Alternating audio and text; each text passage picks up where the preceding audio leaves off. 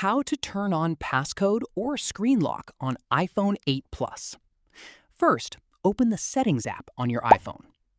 Scroll down and tap Touch ID and Passcode.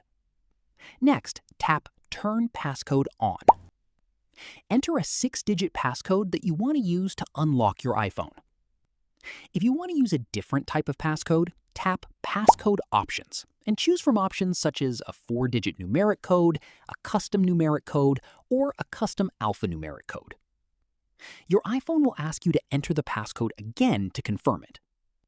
You also may be asked to enter your Apple ID password. Simply enter your password in the provided field and continue to proceed. Once you've finished setting up your passcode, your iPhone will require this passcode when unlocking the device. And that's how you can turn on a passcode or screen lock on your iPhone 8 Plus.